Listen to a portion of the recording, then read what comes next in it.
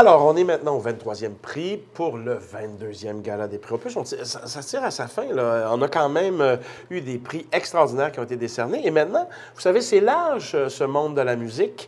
Et j'ai avec moi Danick Trottier, qui est musicologue et qui vient de remporter l'Opus pour la création d'un article sur Another Break in the Wall, qui a été présenté à l'Opéra de Montréal la saison dernière. Dont le titre était les différents enjeux du crossover entre l'opéra et le rock. Voilà. D'où est venue donc l'idée de creuser un peu dans ce thème-là ou dans cette idée-là? On a quelqu'un à Montréal qu'on aime tous qui s'appelle Daniel Turp et Oui. qui porte une revue d'opéra. Oui. Et Daniel m'a approché, il m'a dit, Danick, j'ai besoin d'un musicologue qui connaît un peu le rock, qui connaît la musique contemporaine, qui est amateur d'opéra. Ça tombait bien. Tout ça, c'est dans mes branches. Je me considère comme à la fois spécialiste des musiques du 20e et du 21e siècle, autant classique que pop. Et c'est vrai que cet opéra-là posait un problème à la base, c'est-à-dire comment transposer une œuvre opératique qui s'est voulu un opéra rock à la base. Oui, une œuvre phare de Pink Floyd, ouais, The Wall, ouais. de 79, et comment Julien a décidé de la transformer en opéra. Alors là, il y avait comme une problématique parce que quel public était pour être là? Le public de Pink Floyd ou le public d'opéra?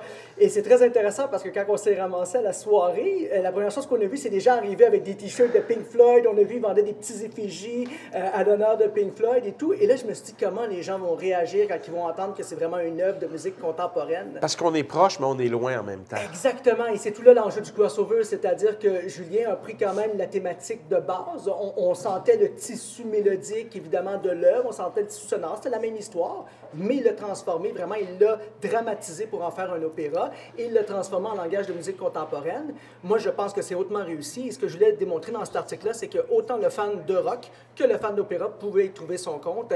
Et le pari était risqué, mais je pense que Julien Bilodeau l'a hautement réussi. Et la preuve en est que cet opéra se promène en ce moment. Je pense que c'est passé du côté de Cincinnati. Ça va continuer, donc il y a une belle longévité. Donc cet article, je l'ai écrit parce que dans le fond, je suis un passionné de Pink Floyd et d'opéra. Ça paraît à peine. Vous avez l'air passionné. Est-ce que vous avez eu la chance de peut-être parler avec les gens ou en tout cas voir comment justement les gens qui sont très, très fans d'opéra ont reçu ça, puis les gens qui sont très, très fans de Pink Floyd, parce que c'est deux mondes, là. C'est sûr que c'est deux mondes. Il y a eu quand même un léger clash, peut-être, dans la soirée, c'est-à-dire qu'il y a des gens qui se sont levés, il y en a quelques-uns, puis quand je les ai questionnés, ils ont dit, ben je m'attendais vraiment à ce que ça sonne comme The Wall. J'ai dit, oui, mais t'es à l'opéra, est-ce que tu t'attendais pas à ce qu'il y ait une transformation, une nouvelle œuvre? C'est toujours un compromis, hein? C'est pas facile pour un créateur quand on s'attaque à une œuvre connue. De l'autre côté, il y en a qui ont beaucoup aimé. Ce que j'ai fait dans cet article, c'est que j'ai voulu regarder du côté aussi des critiques à Montréal. Qu'est-ce que disaient les critiques de pop et de rock, et qu'est-ce que disaient les critiques de musique contemporaine et d'opéra? Et là, c'était intéressant parce que les critiques de musique, d'opéra et classique célébraient l'œuvre. Du côté des critiques de rock, on était un petit peu plus mitigés. Souvent, on disait, je me rappelle d'un titre, entre autres, cet opéra frappe un mur. Vous voyez, genre d'image. À peine un jeu de mots. À peine un jeu de mots, exactement. Un peu facile à mon avis. Donc, on voyait effectivement que du côté des amateurs d'opéra, de rock, pardon, on aurait peut-être voulu plus entendre vraiment la trame sonore de The Wall. Mais à mon avis, elle était là. C'est juste qu'elle a été réinventée. Et il fallait que Julien y apporte quelque chose. C'était signé Julien Bilodeau.